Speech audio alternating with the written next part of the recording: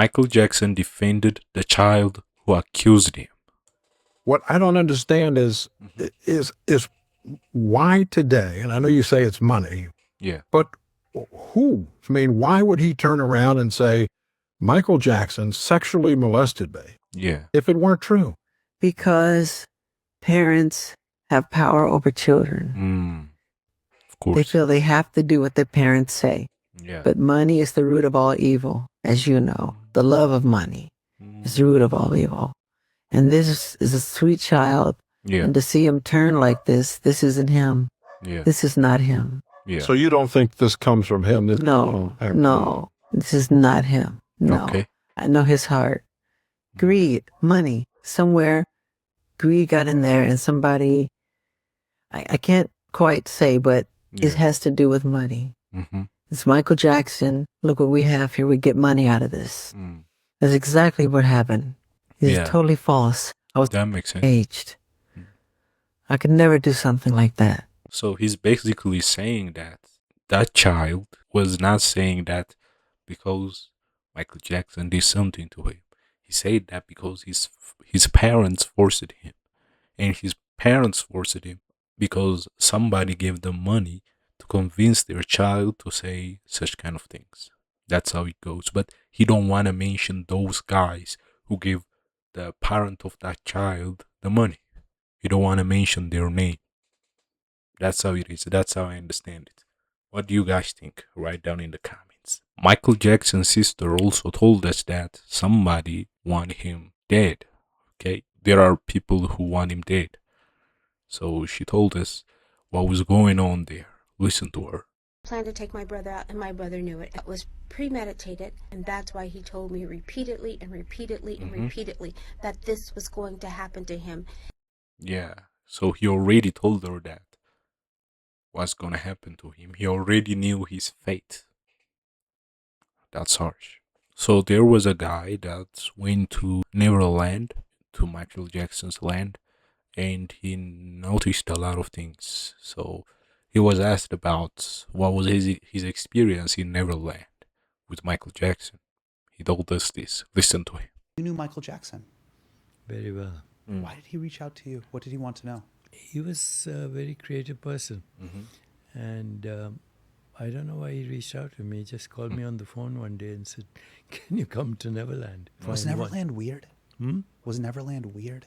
It was like a child's dream, with trains and toy trains, but real trains, and, chimpanzees and snakes and all kinds of stuff. Yeah, it was like Disney World. Disney World. But on a very special level. Even you wouldn't find that kind of... I mean, we obviously know that it was a childlike place, and we know why it was a childlike place, and that's disturbing. But at any point were you like, I got to get out of here? After a few days. Why is it disturbing? In the beginning, quite interesting. I mean, the first time I went to him, he took me to his movie theater. He had a jukebox there. He gave me a quarter and said, "Play your favorite song." Yeah. So I played Saturday Night, Saturday Night Fever, the Bee Gees. Sure. And he said, "Not one of mine." I said, "You asked me my favorite song." Wow, you started with the roast. Yeah. So he said, "Not mine." I said, "No, this is my favorite song." He said, "Okay, play it." And then he started to dance to it, and it was extraordinary. Wow. He was a very interesting man. It was just you two? Yeah. Okay. The interviewer wanna pull something bad out of this, you want him to say something bad, but he didn't say it, so he sit there and say, okay. But he didn't say that. Okay. He just said, "Oh, that's disturbing." Why is it disturbing? It's a childlike place. It's a safe haven for children, so what does make it disturbing? So it's always those guys who never went to Neverland or never had good interaction with Michael Jackson that always accuse him. That's how he goes. But the people who were around him never accuse him, except for that child, and that child was forced by his parents, and his parents were convinced by the money. We understand it right now. If you haven't noticed what they do, they kill everyone who's got a heart. That is what they do. Because they have the opposite of that. They know when someone has a heart. Likewise, people who have hearts know when someone's evil. It's like contrasting forces. Yeah. It's real. It's a very real thing. And people, you might not be willing to believe in like that sort of duality, but I think it is completely a thing. It is completely a thing. Yeah. I don't know what to do because it's risky. Yeah. To be someone who stands for people's hearts, for humanity, because they'd probably try and kill me. They would. But what kind of man am I if I just sit there and do nothing? Well, if there are people who fight them back when they commit evil, they cannot continue doing the evil, so they gotta take them away in order to continue doing their evil things. Otherwise, they can't. So that's why they take them out. That's the only chance they have. Either they will change their ways or they will take out the good to continue doing their evil. Yes. Michael Jackson was not a pedophile. Yeah. He was a freaking hero. Yes, he is. He was the only one that was literally trying to save the kids. Kurt Cobain, they just researched his entire death, and it's now looked at as a homicide. Ooh. Aaron Carter, maybe we should reopen that one. Chester Bennington, Anthony Bourdain, maybe we should reopen these cases. Yeah. Corey Feldman, I hope you have security. Holy shit, I hope you have good security. Yeah. I'm sorry to all of you. Yeah. We failed you as a society. Of course. We completely failed you. Yeah. But we're not going to fail you going forward. Yeah. We're going to prosecute people. Yeah. And we're going to rewrite your history. Yeah. Yeah, we failed them because we just listen to the popular culture or the media. The mainstream media. We're not listening to their opinion. We're not accepting their opinion. So, we shall decide after listening to both sides next time in our life, right? We have to listen both sides. We cannot just listen to the mainstream media and say, oh, this is how it is. No. We have to investigate on our own. Okay. We gotta get deep down into it. Mainstream is not always true. I'm not saying the mainstream is always lying, but what I'm saying is there are lots of lies in mainstream too. Of course, there are truths, but there are lots of lies, so we have to investigate on our own. Rather than just listening to the mainstream, we're gonna listen to the mainstream and other opinions as well. That's better for us, I believe. And social media made these things available, I believe. What do you guys think? Write down in the comments. The people in charge of this world are so ahead of the game. They did not release these files for no reason. I think because of the Palestine thing, they knew that they could get away with atrocities on that level, blowing up children, and people still didn't care. Because people are morally out of tune. It's worked. They have distracted the public so much from their own hearts that they don't even care that children get blown up. So they thought, fuck it, let's test this as power play, I think. I think it's a dominance display on us all. Yeah. Let's test it with this is the worst moral that's the worst moral atrocity that there possibly can be ever. Torturing children. Yeah. That is the worst one. And if we still do nothing, if humanity still does nothing, we are fucked.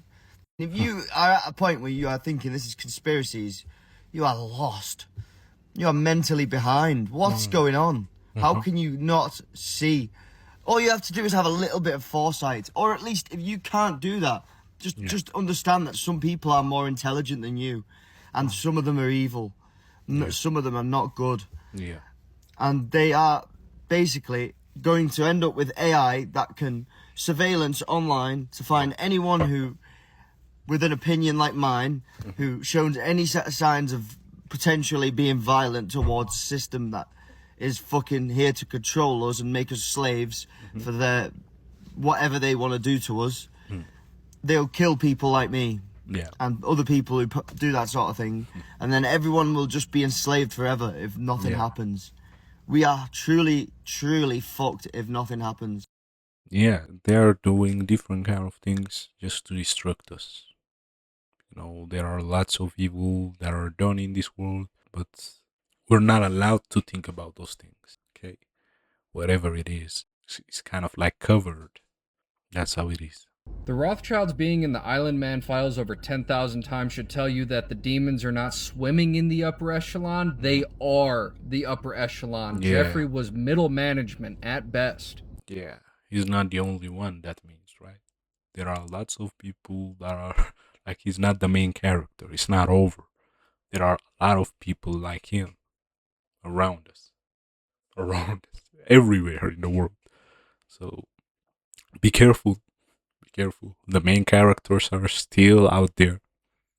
That's what it means. I'm slowly coming to the realization that we are the generation that has to do something, and it's one of the most difficult realizations to accept. Yeah. All throughout history, we've learned and watched some of the worst atrocities be handled by groups of people who had to stand up and do something about it. And I think we've been conditioned to be more comfortable observing from a distance than getting rid of our discomfort. Whether you are pro-life or pro-choice or pro-Second Amendment or anti-guns or religious or atheist, we are living in an era where we have to behave differently right now. We've grown up reading about all of these revolutions and all of these stories of these people fighting back against power. We've watched these movies and TV shows telling these great stories about these heroes that got together and fought the odds. And I think we are unfortunately living in the generation that has to be the people who do that. Because every single day we are witnessing more and more evil come out from its hiding place. And I know it's so easy to just hope and wait for someone else to be the first one to do something, but I honestly don't think that we have much time. We're living in an age where we can organize groups of people and communicate with strangers across the world instantly.